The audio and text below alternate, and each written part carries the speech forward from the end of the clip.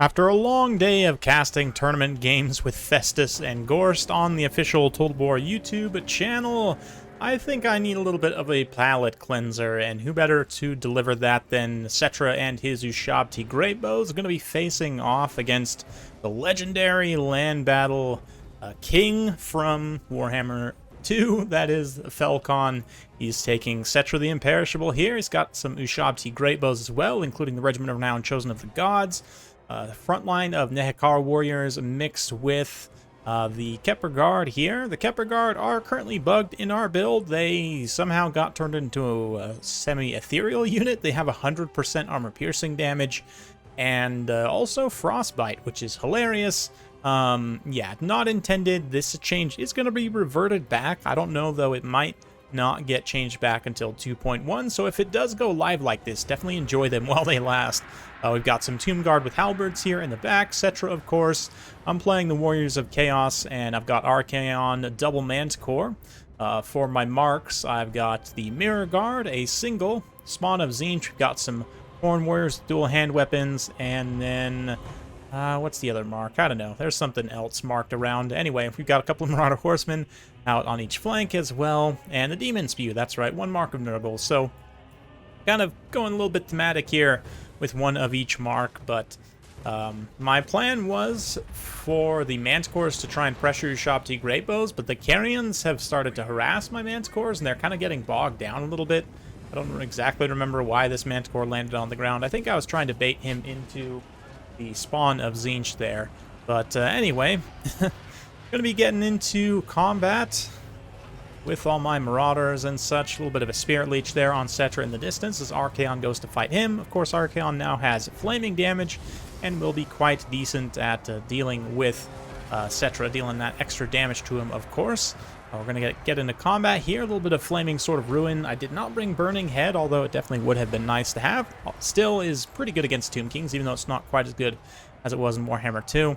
I'm going to try and get my Khorne Warriors to get up and through into a flanking position, but unfortunately, as they kind of bunch up here, they are just going to get absolutely hosed by Ushabti Greatbows, the Chosen of the Gods in particular, with their anti-infantry kind of scatter shot, just absolutely cleaning out these Khorne Warriors. No missile block chance, no way to resist this. Gonna get into combat against some Tomb Guard here. Nice rear charge from SETTRA should send them backing to the hills, as a Realm of Souls also pops off for the Tomb Kings here. And yeah, my Spawn of Tzeentch and the Feral Manticore eventually victorious against the Carrion, but definitely way out of position. A lot of value to just kind of be hanging around out there on the outskirts, but try and get my horsemen back.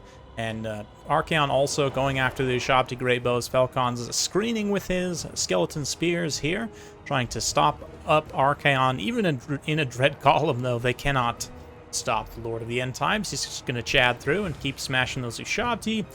Can only fight, you know, a couple of them at a time, though, and this infantry fight has gone very badly for me. I mean, the Kepler Guard, notwithstanding, just trying to smash them up here with some Spawn of Tzeentch and whatnot. The Demon Spew also debuffing their melee attacks. They can't hit quite as hard. Manticore rushing in, so definitely investing a lot of value to try and win in this pocket right here, but the Mirror Guard are definitely getting shredded by that AP of the Kepler Guard. And it's just not a great situation for me to be in, so let's soak up some nice cinematics of a classic land battle. As some extended thoughts about balance and kind of the state of domination in Immortal Empires and what we should look for perhaps going forward or what we should push for.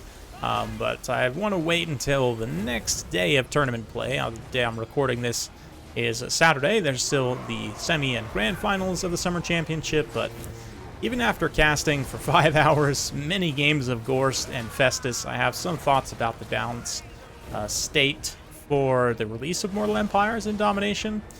For today, we're just going to stick to this nice land battle here. SETTRA doing his best to try and thrash this Manticore. And despite all the resources invested here, I mean, we pretty much cut through most of the Nehekar warriors, but the Kepler Guard are still going strong here. Armor of Morkar going to buff the melee defense of all my units, up to 56 melee defense on those Demon Spew. Pretty good stuff there. But, I mean, the Kepler Guard are... Let's see if I can get their card to stick here. Yeah, 36 attack with the bonus versus infantry of 9. I'm not going to be hitting too hard or connecting on too many hits. Probably be a better way of saying it, but should be doing just fine. SETTRA also coming in here to terrify away these Chaos Warriors. Chosen the Gods get a nice side shot situation against the Marauders here. Classic Marauders of Chaos, of course, under ARCHAON's color scheme. Looking better than ever out here in the desert. I love the kind of depth of field effect they've applied to objects in the background. Just what makes things look so much more cinematic, in my opinion, and kind of the skybox, if you will. But anyway,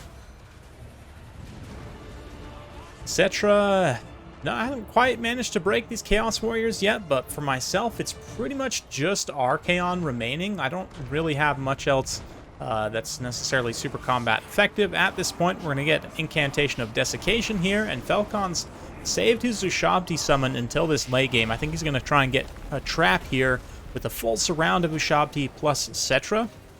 I mean, I probably am going to lose this battle anyway, but regardless, I mean, this is a nasty goon squad for ARCHAON to try and deal with by himself, even as powerful as he is these days. But anyway, Chaos Warriors are going to make their last kind of final push here. Spawn will be running out of steam relatively soon, so we'll just soak up cinematics.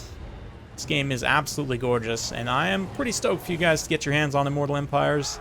I mean, from campaign to multiplayer, there's just a lot to explore and enjoy, so there you go. Nice to see you, Tomb King still got it, though. I mean, classic land battle, my build's definitely not super well optimized. I would probably take some different things here, but actually, poor performance from ARCHAON. That's one of the first kind of poor performances I've seen from him personally.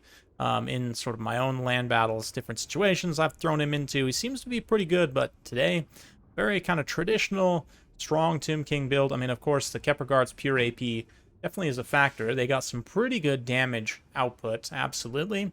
And me not having Burning Head is also a pretty big factor. I could have burned through a lot of this Tomb Guard and the Nekara infantry.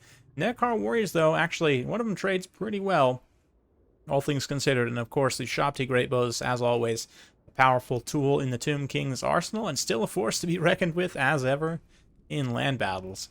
And yeah, looking pretty good there on my side here. ARCHAON, like I said, falling a little bit flat. A lot of my elite units just didn't really pay for themselves. Spawn of Tzeentch here with 1,000 damage value, one of the few bright spots for me. Marauder Horseman did okay as well, but that's pretty much it for today. Hopefully you guys enjoyed watching some classic land battle action. If you do like this sort of content, be sure to like, subscribe, hit that bell notification button. Every time I upload a new video, you'll be notified. Thanks again. We'll see you next time.